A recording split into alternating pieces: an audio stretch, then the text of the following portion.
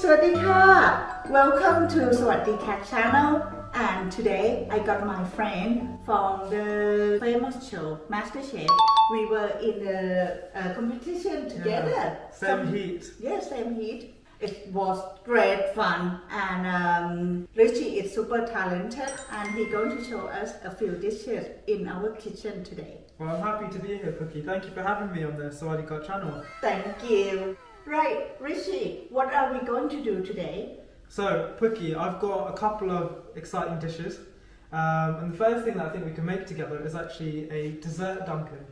Right. So I know you love your dumplings, and so do I, and I know how creative you are with yours. But what I thought is that we could make a sweet one. Why not? Exactly, why not? We could do a chocolate and hazelnut truffle inside a dumpling so it melts once it's steamed, and serve that along with a little bit of hazelnut praline and a few garnishes. Shall we start? Let's start. So let's go through our dough ingredients first to make our wrappers. We've got some plain flour along with some tapioca flour, and that will help to just add a little bit of truth to it. To that, we're also going to add our two secret ingredients, which is a little bit of cinnamon as well as some vanilla paste. Now to go inside, we've got some dark chocolate along with some cream, and that will make your ganache, as well as some hazelnuts that we're going to toast and chop up to make that classic chocolate hazelnut ganache. For garnishing, we've got these incredible dehydrated orange peels. This is really simple to do. You just cut your orange peel, remove as much of the pith as possible, and dehydrate that in your oven at the lowest temperature for about 4 hours until it's completely crisp. And then you can just grind that in a machine or a pestle and mortar to a powder.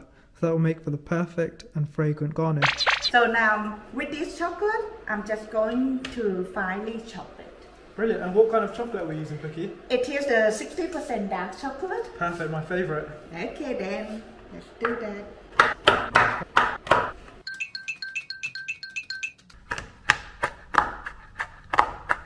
Richie, I think I chop this That's down. perfect. Yeah, That's what do you absolutely think? perfect. What should we do next? Well, we want to pop this in a heat-resistant bowl. So I know you've got a glass bowl ready for us over there, so I'll just grab that. So next, let's toast our cream.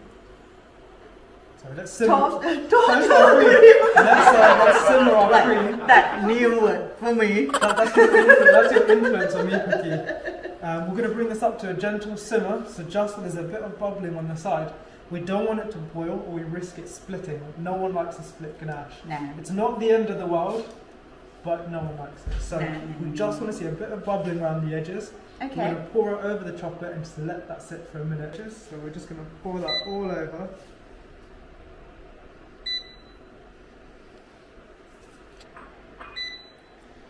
Let that sit. We can give this a little shake, just a little stir there to make sure all the chocolate is submerged.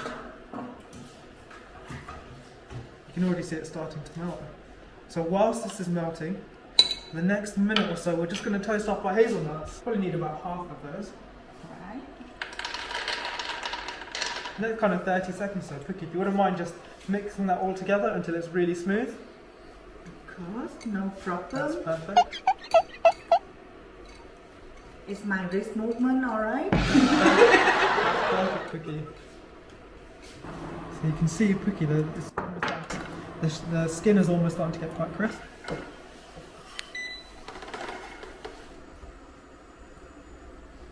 So Pookie, now these are all toasted up, let's pop about half of them just in the pestle and mortar over there. And are you alright with bashing them? Yeah, okay. Oh yeah, I like to bash thing up, no problem.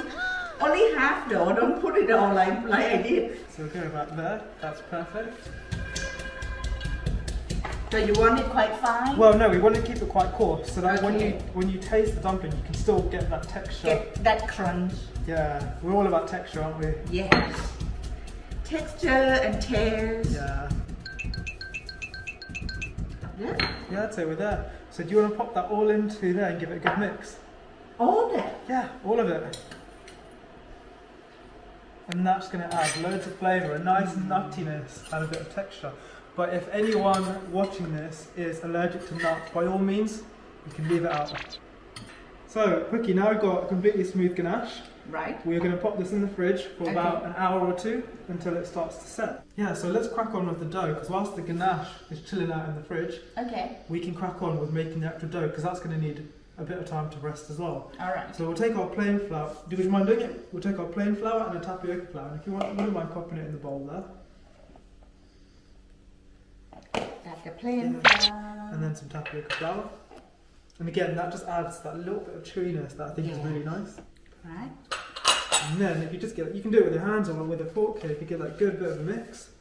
And then we are going to pour in some boiling water, so I'm just going to slowly pour that in. Just get the flour to Yeah, mix in together well. And it's going to be quite a dry dough, but that's going to soften and hydrate whilst that rests. So it's going to look quite scraggly, quite rough, but it will come together. The boiling water it's ideal for steamed dumplings because it actually gelatinizes the starch. Right. So when it's steaming, it retains a bit more moisture. You're very good in details, you know. Surface. Yeah, surface, and then shall we crack on with a bit of kneading? So yeah. Just going to push. So whilst you're kneading that, I'm just going to add in some vanilla And cinnamon. and cinnamon. You can just smell how fragrant that is. That the vanilla bean paste. Yeah. Because we want to see all the dots from the seeds in the final wrapper. Look, that's looking quite good. You're going to transfer it to the surface there. You've done a really good job of that. Do you mind if I continue? Continue, please. Right. It's not enough, but it's not too sticky.